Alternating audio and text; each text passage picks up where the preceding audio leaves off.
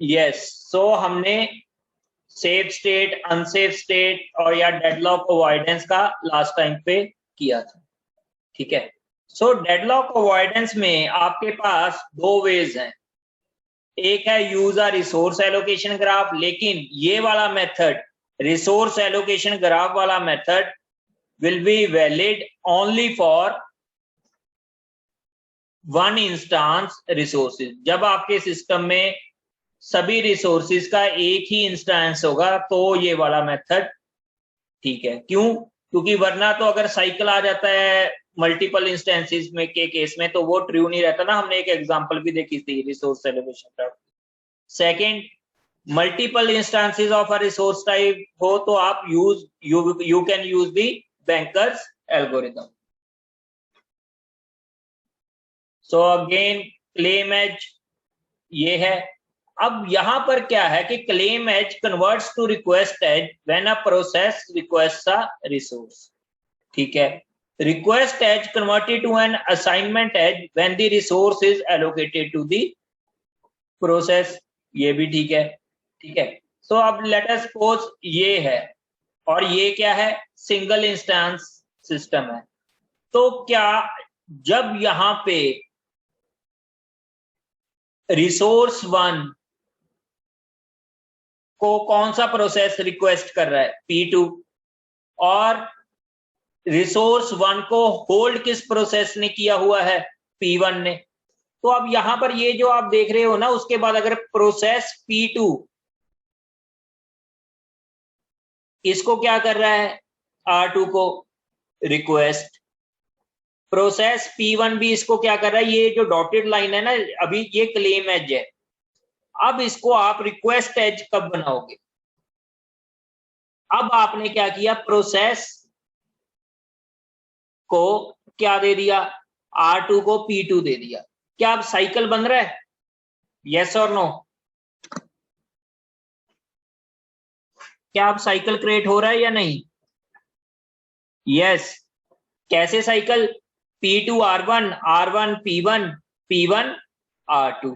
तो अगर साइकिल बन जाएगा तो आपने जो पिछले स्टेप पे ये इसको रिसोर्स एलोकेट कर दिया, देन तो ये ठीक नहीं है। Then you will not allocate R2 to P2।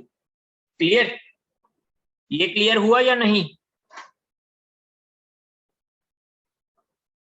Yes और नो बोलो। Yes. देखो आपके पास स्टार्टिंग में ये था, P1 से R2 क्या है, क्लेम एज, P2 से R2 क्या है, क्लेम एज। अब अगर आप R2 को P2 को दे देते हो तो क्या बन जाएगा आपके पास, साइकिल। तो अगर साइकिल फॉर्म हो रहा है then it can lead to deadlock for single instance resources. Clear है?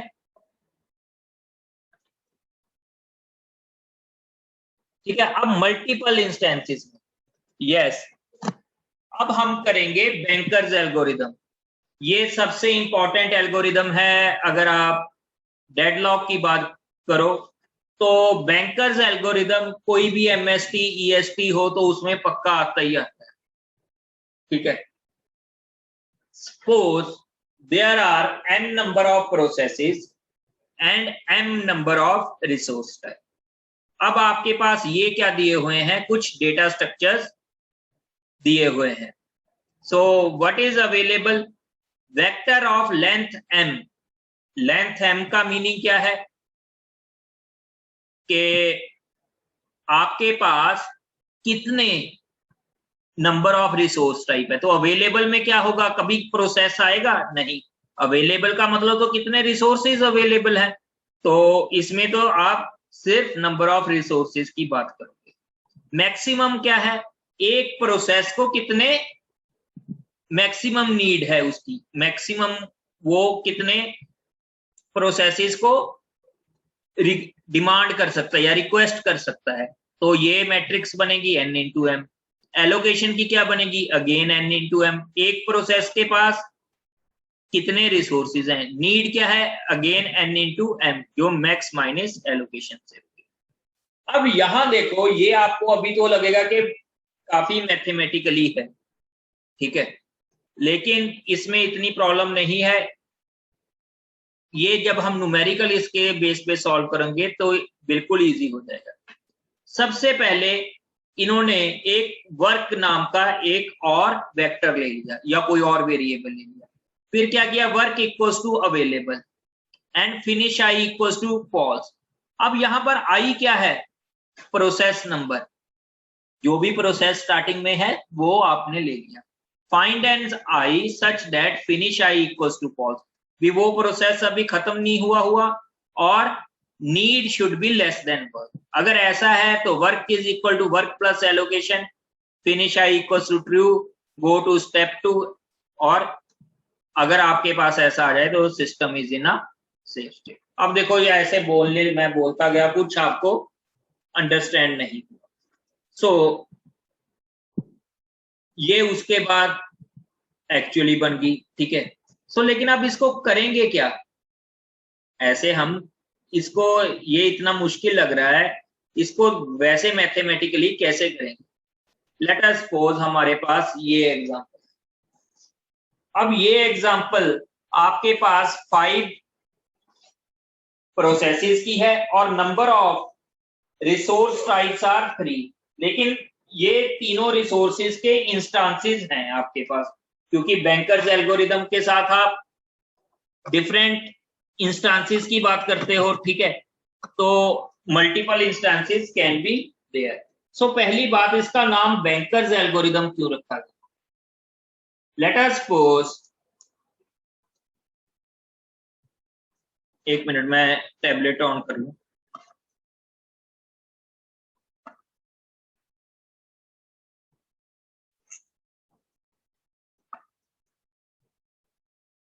Let us suppose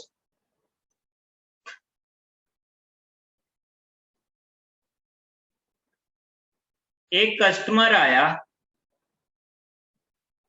और उसको 1 करोड़ कैश चाहिए, ठीक है, लेकिन पूरी ब्रांच में 1 करोड़ का ही डिपॉजिट था।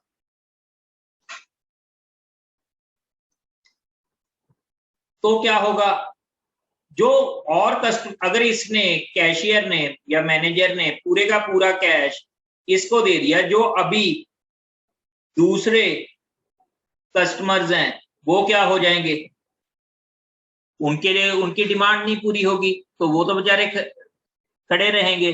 सो उस केस में क्या होगा कि बैंकर क्या कहेगा कि इस कस्टमर को बोलेगा कि आप शाम तक आए, और उतनी देर में ये जो ट्रांजैक्शन होगी और उतनी देर में ये कॉल करके कैश अपना इंक्रीज कर लेगा। या ये भी पॉसिबल है कि डिपॉजिट शाम तक को ज्यादा हो जाए, तो उससे क्या होगा कि ये वाले जो वेटिंग में रह रहे थे तो इनकी डिमांड पूरी की जा सके। तो बैंकर्स एल्गोरिदम भी ऐसी काम करेगा कि ये हिसाब किताब लगाएगा कि कैश और डिपॉजिट आपका एक सा बैलेंस सा बना रहे और आपकी सभी कस्टमर्स की रिक्वेस्ट पूरी हो जाए। तो कस्टमर कौन होंगे यहाँ, प्रोसेसेस, कैश क्या होगा आपके, रिसोर्सेस, ठीक है। सो अब इस को लेकर हम यहां पर चलेंगे। अब सबसे पहले, जैसे हमने एक लास्ट लेक्चर में भी एग्जांपल करी थी, आपने कुछ नहीं करना, you have to find the need. Need is equal to max minus allocation.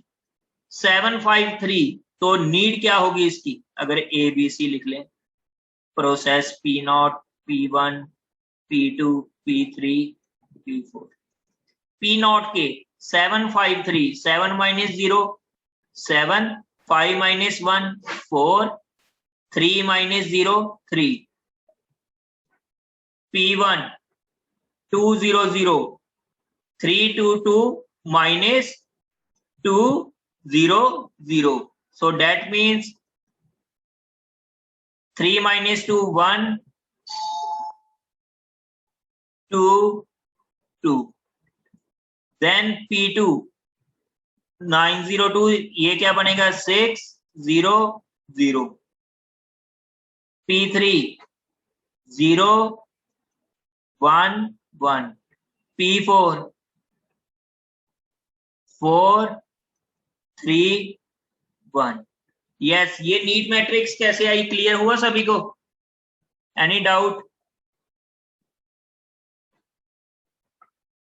ये नीड मैट्रिक्स कैसे आई, क्लियर हुआ? तो ये ऐसे ही इन्होंने लिखा हुआ है, ठीक है। सो हमने नीड मैट्रिक्स कैलकुलेट कर ली,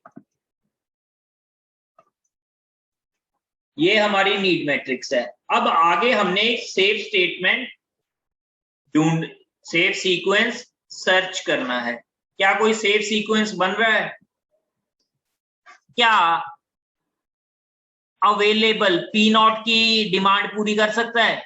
332, इसकी कितनी है? 743। नो। क्या P1 की डिमांड पूरी की जा सकती है? यस और नो? यस, P1 की डिमांड पूरी की जा सकती है। सो P1 में कितने हैं? 122। अवेलेबल कितने हैं? 332। सो जब P1 आपका है, इसकी डिमांड पूरी हो जाएगी, जब एग्जीक्यूट हो जाएगा P1, तो अवेलेबल कितना बचेगा? जैसे हमने लास्ट लेक्चर में बताया था, इज इक्वल टू 332 प्लस कितना बचेगा भी? Plus yes 200। This will be the new available. तो अगर आप बैंकर्स एल्गोरिदम में देखोगे, इन्होंने क्या किया था, यहां पर वर्क इक्वल्स टू अवेलेबल कर लिया, ताकि अवेलेबल को बार बार माइनस करना पड़ेगा या प्लस करना पड़ेगा। यहाँ पे जैसे work equals to work plus allocation, तो उन्होंने स्टार्टिंग में उसको कर लिया, ताकि एक और वेरिएबल में कर लिया, since it is an algorithm.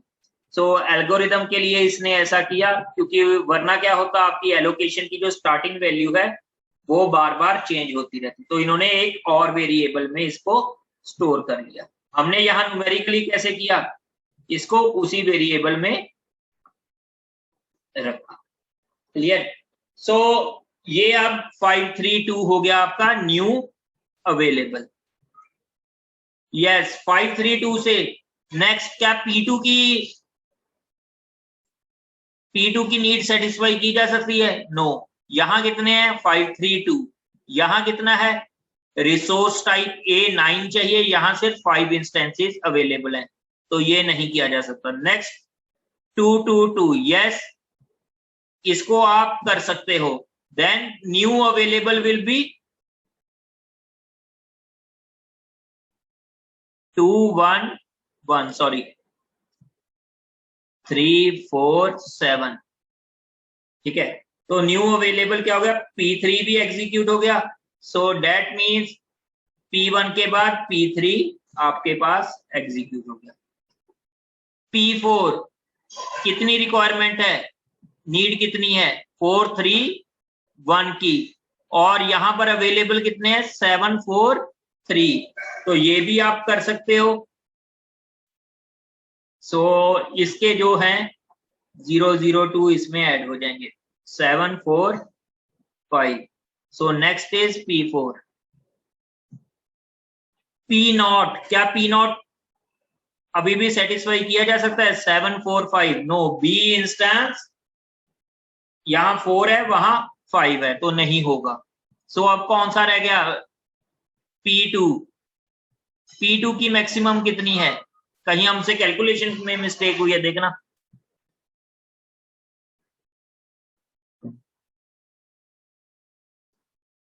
To 211, पहले 332 था, और फिर आपने P1 को किया, तो P1 के पास एलोकेटेड कितने थे? 200। That means it become 532। Okay, so P1 आपका हुआ, फिर आपने P3 को किया, यस, तो यहां पर 211, तो आपके पास आ गया 743। Okay, then 743, then P naught 0 0 2 that becomes 7 4 5. अब 7 4 5 के साथ सॉरी हमने इसको चेक करना है, ठीक है। 7 4 5 तो इसकी नीड P नॉट की नीड पूरी की जा सकती है, so then it will become P naught. तो इसका अवेलेबल कितना बन जाएगा 7 4 5 प्लस 0 1 0 दैट मीन्स 7 5 5। तो इसकी कितनी है P2 देन P2। तो ये आपका एक सेफ सीक्वेंस हो गया। इज इट क्लियर और एनी डाउट?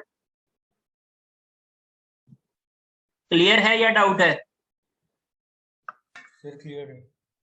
चलो ठीक है, काफी स्टूडेंट्स अभी छोड़ चुके हैं लेक्चर को, तो आगे क्योंकि इंटरेस्ट भी नहीं बनेगा जब तक आपका ये सेशनल नहीं हो जाता, तो आगे इसके बाद ही करेंगे। Clear? So best of luck for the quiz. तो कल मिलते हैं क्विज में।